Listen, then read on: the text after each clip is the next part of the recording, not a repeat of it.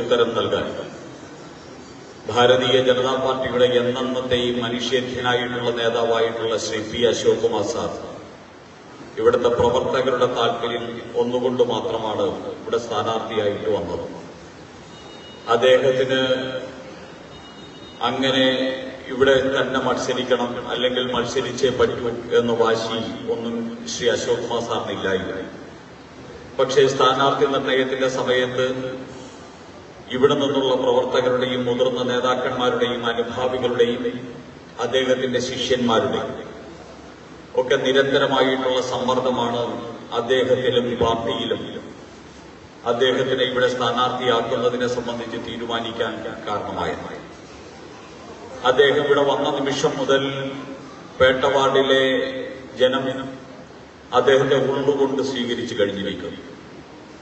ഏത് വീട്ടിൽ ചെന്നാലും ശിഷ്യഗണങ്ങൾ മാത്രമുള്ള ഈ തിരുവനന്തപുരത്ത് ഒരു ഗുരുനാഥനുണ്ടെങ്കിൽ ആ ഗുരുനാഥന്റെ പേര് പി അശോക് കുമാർ എന്നാണ്. ആ പി അശോക് കുമാറിന് ഇന്ന് പേട്ട വാർഡിലും എല്ലാ വീടുകളുടെയും സുപരിചിതനായിട്ടുള്ള ഗുരുനാഥനും സഹപ്രവർത്തകനും നേതാവും ഒക്കെയായിട്ട് അദ്ദേഹത്തിന് മാറാൻ സാധിച്ചിരിക്കുന്നു. ശ്രീ മുരളീധരൻ ഈ നഗരസഭയുടെ അഴിമതിയെക്കുറിച്ചും പിടിപ്പുകേടിനെക്കുറിച്ചും അതുപോലെ തന്നെ കേരള രാഷ്ട്രീയത്തിൽ ആനുകാലികമായിട്ടുള്ള ചില വിഷയങ്ങളെ സംബന്ധിച്ചുമൊക്കെ ഇവിടെ സൂചിപ്പിച്ചു. തിരുവനന്തപുരത്ത് ഭാരതീയ ജനതാ പാർട്ടി NDA സഖ്യം മത്സരിക്കുന്നത് തിരുവനന്തപുരത്തിന്റെ വികസനത്തിന് വേണ്ടിയാണ്. തിരുവനന്തപുരത്തിന്റെ വികസനം എന്ന് പറഞ്ഞാൽ ഒരു സാധാരണ വികസനമല്ല. തിരുവനന്തപുരം ഇന്ത്യയിലെ നമ്പർ 1 നഗരമാക്കി മാറ്റുക എന്നുള്ളതാണ് നമ്മുടെ സ്വപ്നം. ഇൻഡോറിന് സമാനമായി, സൂററ്റിന് സമാനമായി, അതുപോലെ തന്നെ ഹൈദരാബാദിന് സമാനമായി, അതുപോലെ തന്നെ മൈസൂറിന് സമാനമായി, ബാംഗ്ലൂരിന് സമാനമായി തിരുവനന്തപുരത്തെ നമ്പർ 1 നഗരമാക്കി മാറ്റുക എന്നുള്ളതാണ് BJPയുടെ ലക്ഷ്യം.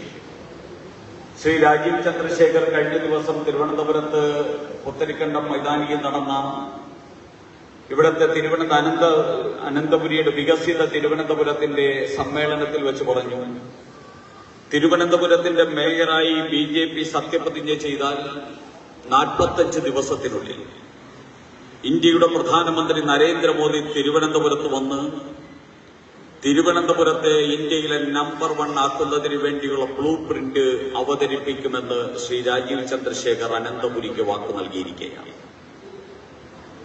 സാക്ഷാൽ ഈ തിരുവനന്തപുരത്ത് 52 കൌൺസിലർമാരെ BJPയുടെ കൌൺസിലർമാരായിട്ട് തെരഞ്ഞെടുത്ത് BJPയുടെ മേയർ സത്യപ്രതിജ്ഞ ചെയ്താൽ 45 ദിവസത്തിനുള്ളിൽ ഇന്ത്യൻ പ്രധാനമന്ത്രി തിരുവനന്തപുരം നഗരത്തിലെത്തും. തിരുവനന്തപുരം നഗരത്തെ രാജ്യത്തിന്റെ മാതൃകാ നഗരമാക്കുന്നതിന് വേണ്ടിയുള്ള പദ്ധതിക്ക് ആരംഭം കുറിക്കും. അതാണ് അനന്തപുരിക്ക് ഭാരതീയ ജനതാ പാർട്ടി നൽകുന്ന ഏറ്റവും വലിയ ഗ്യാരണ്ടി. ആ ഗ്യാരണ്ടിയുടെ അടിസ്ഥാനത്തിലാണ് അനന്തപുരിയിൽ ഭാരതീയ ജനതാ പാർട്ടി അതിന്റെ ജൈത്രയാത്ര നടത്തിക്കൊണ്ടിരിക്കുന്നത്. ഭാരതീയ ജനതാ പാർട്ടിയെ സംബന്ധിച്ചിടത്തോളം അനന്തപുരി എന്നെയോ നമ്മളെ സ്വീകരിച്ചു കഴിഞ്ഞിരിക്കുന്നു. കഴിഞ്ഞ 12 വർഷമായിട്ട് തിരുവനന്തപുരത്ത് BJPക്ക് 35%-നും 40%-നും ഇടയിൽ വോട്ട് ലഭിക്കുന്ന ഒരു നഗരമാണ് തിരുവനന്തപുരം നഗരം. ഈ പേട്ട വാർഡ് ഉൾപ്പെടെയുള്ളത് കഴിഞ്ഞ 2024 തെരഞ്ഞെടുപ്പിൽ 450-ലേറെ വോട്ടിന്റെ ഭൂരിപക്ഷത്തിൽ BJP മുന്നിൽ വന്ന വാർഡാണ് ഈ പേട്ട വാർഡ് എന്ന് അഭിമാനത്തോടെ നിങ്ങളെ ഓർമ്മിപ്പിക്കുവാൻ ഞാൻ ആഗ്രഹിക്കുകയാണ്. നിങ്ങളുടെ എല്ലാവരുടെയും കൂട്ടായിട്ടുള്ള പ്രവർത്തനത്തിന്റെ ഫലമായിട്ടാണ് 2024 തന്നെ പേട്ട വാർഡ് 450-ലേറെ വോട്ടിന്റെ മുൻപിൽ എത്തിയത്. അങ്ങനെയുള്ള സാഹചര്യത്തിൽ അശോക് കുമാർ സാറും കൂടെ വരുന്ന സമയത്ത് അതിന്റെ ഇരട്ടിയിലേറെ ഭൂരിപക്ഷത്തിൽ ഈ പേട്ട വാർഡ് വിജയിപ്പിച്ചെടുക്കാൻ സാധിക്കുമെന്നുള്ള കാര്യത്തിൽ സംശയമില്ല. അശോക് കുമാർ സാറിന്റെ സാന്നിധ്യം മാത്രമല്ല, നരേന്ദ്രമോദി അശോക് കുമാർ സാർ പേട്ടയിൽ നിന്ന് ജയിച്ചാൽ നരേന്ദ്രമോദി തിരുവനന്തപുരത്ത് വരികയാണ്. നരേന്ദ്രമോദി തിരുവനന്തപുരത്ത് ഇതിനോടകം തന്നെ നിരവധി പദ്ധതികൾ നടപ്പാക്കിയിട്ടുണ്ട്. ആ നടപ്പാക്കിയതിന്റെ പിന്നിലൊക്കെ ഈ തിരുവനന്തപുരം BJPക്ക് നൽകിയ പിന്തുണയാണ് അതിനൊക്കെ കാരണം. നമുക്കറിയാം 2015 മുതൽ BJP 35 കൌൺസിലർമാരുള്ള പാർട്ടിയാണ്. 2015 ഉമ്മൻചാണ്ടി ഭരിക്കുന്ന സമയത്താണ് ഇവിടുത്തെ പ്രതിപക്ഷമായിരുന്ന കോൺഗ്രസിനെ പിന്നിലാക്കിക്കൊണ്ട് ഭാരതീയ ജനതാ പാർട്ടി 42 കൌൺസിലർമാരുണ്ടായിരുന്ന കോൺഗ്രസിനെ 22ലേക്ക് തള്ളി മാറ്റിക്കൊണ്ട് 35 കൌൺസിലർമാരുമായിട്ട് ഭാരതീയ ജനതാ പാർട്ടി 2ാം സ്ഥാനത്തേക്ക് എത്തിയത്. അടുത്ത 2020 35 കൌൺസിലർമാരെ BJP നിലനിർത്തുമ്പോൾ 22 കൌൺസിലർമാരുണ്ടായിരുന്ന കോൺഗ്രസ് 10ലേക്ക് കൂപ്പുകുത്തി നിലം പരിശായി കിടക്കുന്നതാണ് നമ്മൾ കാണുന്നത്. അങ്ങനെ കോൺഗ്രസിനെ പിന്നിലാക്കിക്കൊണ്ട്, കമ്മ്യൂണിസ്റ്റ് പാർട്ടിയെ പിന്നിലാക്കിക്കൊണ്ട് 2015 BJP ജയിക്കുമ്പോൾ 22 CPM വാർഡുകളാണ് Bharatiya Janata party പിടിച്ചെടുത്തത്. അങ്ങനെ CPM-നെയും കോൺഗ്രസിനെയും ഒരേപോലെ പിന്നാക്കമാക്കിക്കൊണ്ട് ഭാരതീയ ജനതാ പാർട്ടി തിരുവനന്തപുരത്ത് അതിന്റെ ജൈത്രയാത്ര ആരംഭിച്ചപ്പോഴാണ് 2015 നരേന്ദ്രമോദി വിഴിഞ്ഞം തുറമുഖത്തിന് തറക്കല്ലിട്ടത്. വിഴിഞ്ഞം തുറമുഖം എന്ന് പറയുന്നത് ഭാരതീയ ജനതാ പാർട്ടിയെ സ്വീകരിച്ച അനന്തപുരിക്കുള്ളൊരു സംഭാവനയായിരുന്നു നരേന്ദ്രമോദിയുടെ. 2015 വിഴിഞ്ഞം തുറമുഖത്തിന് തറക്കല്ലിട്ടു.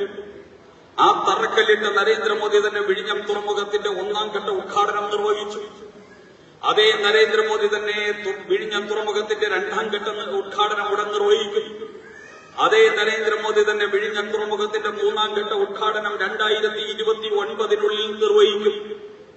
2029 ആകുമ്പോൾ തിരുവനന്തപുരം എന്ന് പറയുന്നത് ലോകത്തിലെ പോർട്ട് നഗരങ്ങളിൽ, തുറമുഖ നഗരങ്ങളിൽ ഒരു നഗരമായിട്ട് മാറ്റപ്പെടുകയാണ്. അങ്ങനെ ഒരു തുറമുഖ നഗരമായിട്ട് മാറ്റപ്പെടുന്ന തിരുവനന്തപുരത്തിന്റെ ആ ഗരിമയിലേക്ക്, ഒരു തുറമുഖ നഗരം, അന്താരാഷ്ട്ര തലത്തിൽ തുറമുഖമുള്ള ഒരു നഗരത്തിന്റെ എല്ലാ പ്രൗഢിയിലേക്കും അതിന്റെ അടിസ്ഥാന സൗകര്യങ്ങളിലേക്കും തിരുവനന്തപുരത്തെ മാറ്റണമെങ്കിൽ 70 വർഷമായിട്ട് അനന്തപുരിയിൽ ഒരു പട്ടിയെ സംരക്ഷിക്കാൻ, തെരുവ് നായെ സംരക്ഷിക്കാൻ പോലും സാധിക്കാത്ത, മാലിന്യം നീക്കാൻ സാധിക്കാത്ത, ഈ തിരുവനന്തപുരത്തിന്റെ അടിസ്ഥാന സൗകര്യങ്ങൾ ഒന്നും ചെയ്യാൻ സാധിക്കാത്ത, വിവരം കെട്ട, പിടിപ്പുകെട്ട, കഴിവുകെട്ട ഈ കമ്മ്യൂണിസ്റ്റുകാരായിട്ടുള്ള ആൾക്കാരാണ് ഇവിടുത്തെ മേയറായിട്ടിരിക്കുന്നതെങ്കിൽ അന്താരാഷ്ട്ര തുറമുഖമുള്ള തിരുവനന്തപുരം നഗരത്തിന്റെ അവസ്ഥ ഇതിനേക്കാൾ ഗതികേടാണ് എന്നുള്ള കാര്യത്തിൽ തിരുവനന്തപുരത്തുകാർക്ക് ആർക്കും സംശയമില്ല.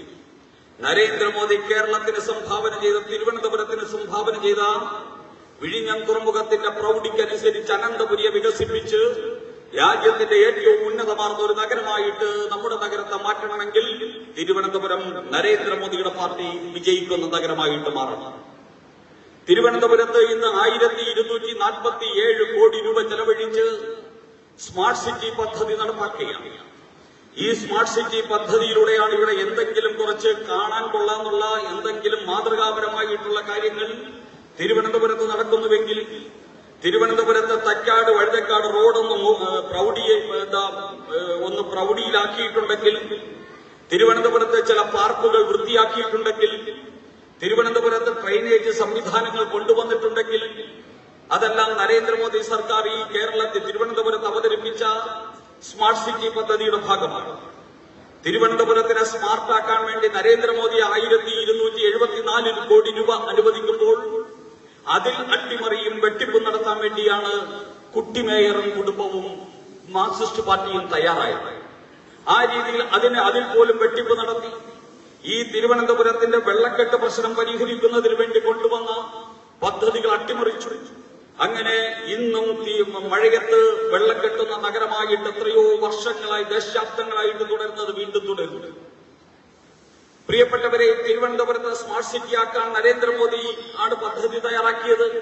തിരുവനന്തപുരത്ത് വിഴിഞ്ഞം തുറമുഖം കൊണ്ടുവന്ന നരേന്ദ്രമോദിയാണ്. കഴക്കൂട്ടം കാരോട് ദേശീയപാത പുരോഗമിച്ചുകൊണ്ടിരിക്കുന്നു. നമ്മുടെ ഈ പേട്ട വാർഡിനോട് ചേർന്നാണ് പോകുന്നത്. അതോടൊപ്പം തന്നെ തൊട്ടപ്പുറത്ത് കരമന കളിയിക്കാവുള്ള ദേശീയപാതയുണ്ട്. ഈ കാരോട് ദേശീയപാത, കഴക്കൂട്ടം കാരോട് ദേശീയപാത കഴിഞ്ഞ 8 വർഷത്തിനുള്ളിൽ നോക്കി നിൽക്കെ പുരോഗമിച്ചുകൊണ്ടിരിക്കുകയാണ്.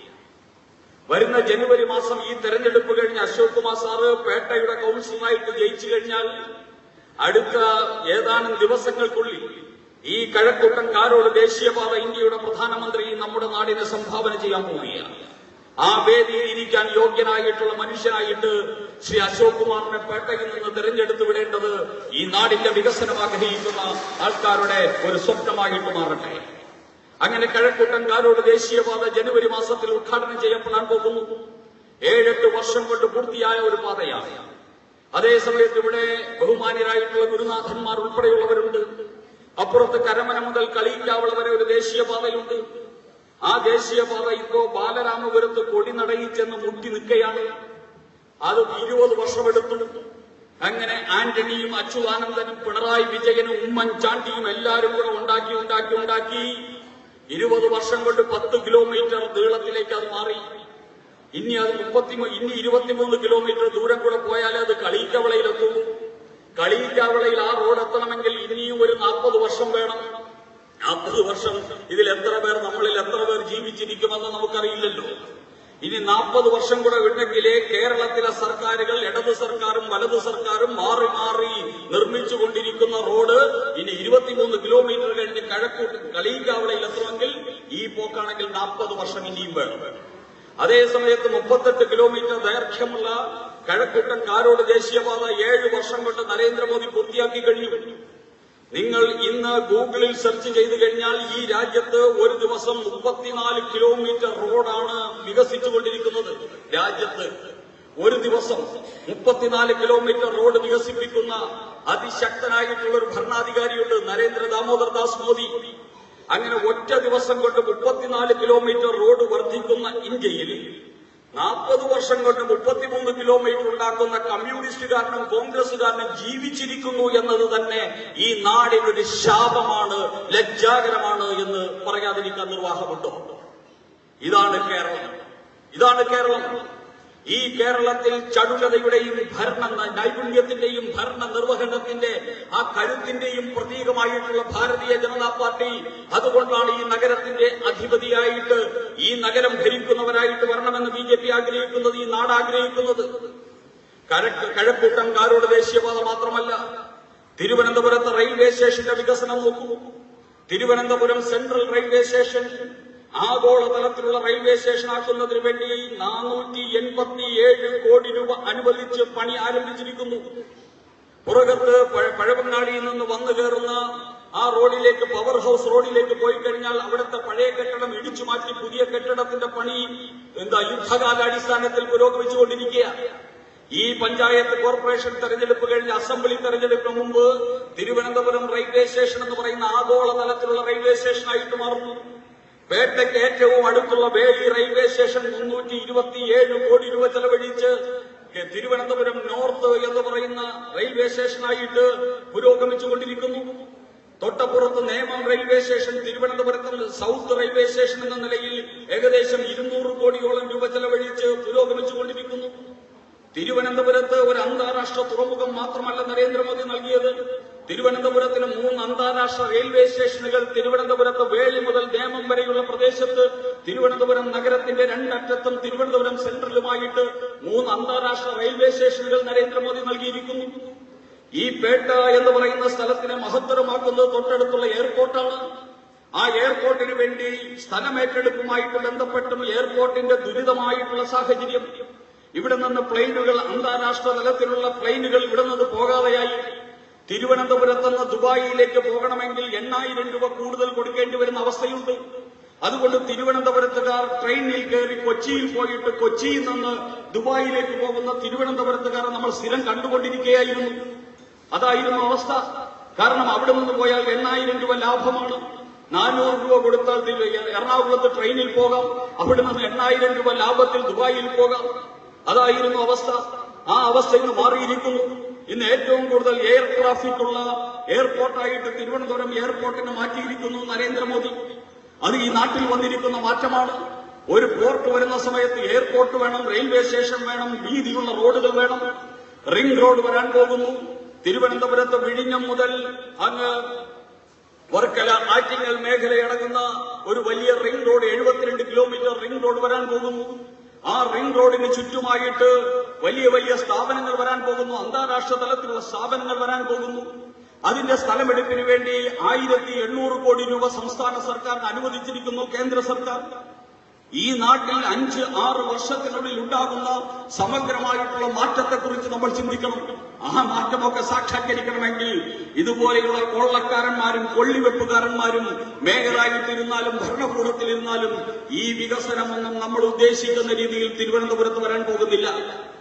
ഇതൊക്കെ വരണമെങ്കിൽ തിരുവനന്തപുരത്ത് ഇതൊക്കെ കൊണ്ടുവരുന്ന നരേന്ദ്രമോദിയുടെ പാർട്ടിക്കാരൻ മേയറായിട്ട് വേണം, കൗൺസിലർമാരായിട്ട് വേണം. അതാണ് ഞങ്ങൾ ആഗ്രഹിക്കുന്നത്. ബി ജെ പി അധികാരത്തിൽ വരിക എന്നതിനപ്പുറം അനന്തപുരിയെ വികസിത അനന്തപുരിയായിട്ട് മാറ്റുക, തിരുവനന്തപുരത്തെ ഏറ്റവും വലിയ പ്രൗഢോജ്വലമായിട്ടുള്ള ഒരു നഗരമാക്കി മാറ്റുക എന്ന ഉജ്ജ്വലമായിട്ടുള്ള സ്വപ്നമാണ് ഭാരതീയ ജനതാ പാർട്ടിയുടെയും NDAയുടെയും സ്വപ്നം. ആ സ്വപ്നത്തിന്റെ പാതയിലാണ് എന്റെ പ്രിയപ്പെട്ടവരെ നമ്മൾ ഓരോരുത്തരും. ഈ തിരുവനന്തപുരം നഗരം ഇന്ന് മുഴുവൻ സംസാരിക്കുന്നത് തിരുവനന്തപുരത്തിന്റെ ഈ ദുരന്ത ചിത്രത്തിന് ഒരു അവസാനം കുറിക്കുന്നതിന് ഒരു മാറ്റം ആവശ്യമാണ് എന്ന ചിന്തയാണ്. ഇടതും മാറണം, വലതും മാറണം, മതിയായി രണ്ടും. ഇടതും മതിയായി, വലതും മതിയായി. ഇവിടെ ഒരു മാറ്റം വേണം. മാറാത്തത് ഇനി മാറുമെന്നുള്ള ഉജ്ജ്വലമായിട്ടുള്ള പ്രഖ്യാപനം ഇന്ന് അനന്തപുരി നിവാസികളുടെ അന്തരംഗത്തിൽ നിന്ന് ഉയർന്നു വരുന്നത് നിങ്ങൾക്ക് ഓരോരുത്തർക്കും ശ്രമിക്കാൻ സാധിക്കും. അങ്ങനെ മാറാത്തത് മാറ്റാൻ ഈ നാട് സജ്ജമായിരിക്കുന്നു. ആ മാറ്റത്തിന്റെ കാഹളം ഊതിക്കൊണ്ട് ഈ തിരുവനന്തപുരത്തെ ഏറ്റവും അനിഷേധ്യനായിട്ടുള്ള BJPയുടെ നേതാവ്, എല്ലാവരുടെയും ഗുരുനാഥൻ, രാഷ്ട്രീയക്കാരുടെയും വിദ്യാർത്ഥികളുടെയും ഗുരുനാഥൻ എല്ലാമായിട്ടുള്ള ശ്രീ അശോക് കുമാർ ഞങ്ങളുടെ ഈ മുന്നേറ്റത്തിന് നേതൃസ്ഥാനത്ത് നിൽക്കുകയാണ്. അദ്ദേഹത്തിനെ പേട്ടയിൽ നിന്ന് വൻപിച്ച ഭൂരിപക്ഷത്തിൽ ജയിപ്പിക്കുന്നതോടുകൂടി ഈ തിരുവനന്തപുരത്തിന്റെ മാറ്റം സമഗ്രമായിട്ടുള്ള മാറ്റത്തിന് വേണ്ടിയുള്ള അത്യുജ്വലമായിട്ടുള്ള ഒരു നിലപാട് പേട്ട നിവാസികൾ ഒറ്റക്കെട്ടായിട്ട് എടുത്തു എന്ന് അഭിമാനിക്കാൻ സാധിക്കും. ആ രീതിയിൽ നമുക്ക് ഓരോരുത്തർക്കും മാറാൻ സാധിക്കട്ടെ. അശോക് കുമാർ സാർ ഈ നാടിന്റെ അഭിമാനമാണ്. ഈ നാടിന്റെ അഭിമാനമായ അനന്തപുരിയുടെ അഭിമാനമായിട്ടുള്ള അശോക് കുമാർ സാർ അദ്ദേഹത്തിന്റെ പൊതുജീവിതം ആരംഭിച്ചിട്ട് 50 വർഷം കഴിയുന്നു. അധ്യാപകനായിട്ട്, അതോടൊപ്പം തന്നെ ചിന്മയ സ്വാമിയുടെ ശിഷ്യനായി, അധ്യാപകനായി, ഹിന്ദു ഐക്യവേദിക്കാരനായി, BJPക്കാരനായി, കൗൺസിലറായി, അങ്ങനെ അധ്യാപക എല്ലാ മേഖലയിലും നിറസാന്നിധ്യമാണ് അക്ഷരാർത്ഥത്തിൽ ശ്രീ P. അശോക് കുമാർ സാർ. ആ അശോക് കുമാർ സാർ അനന്തപുരിയുടെ അഭിമാനമായിട്ടുള്ള അശോക് കുമാർ സാർ പേട്ടയുടെ സ്വന്തമാകാൻ ഉള്ള അവസരം ഈ നാട് വേണ്ടവണ്ണം പ്രയോജനപ്പെടുത്തുമെന്ന് പ്രത്യാശിച്ചുകൊണ്ട് വൻപിച്ച ഭൂരിപക്ഷത്തിൽ അശോക് കുമാർ സാർക്കും ദൈവാനുഗ്രഹം ഉണ്ടാകട്ടെ എന്ന് പ്രാർത്ഥിച്ചുകൊണ്ട് ഈ സമ്മേളനത്തിന് എല്ലാവിധമായിട്ടുള്ള ആശംസകളും നേരുന്നു. എല്ലാവർക്കും അഭിവാദ്യങ്ങൾ. ഭാരത് മാതാ കി ജയ്.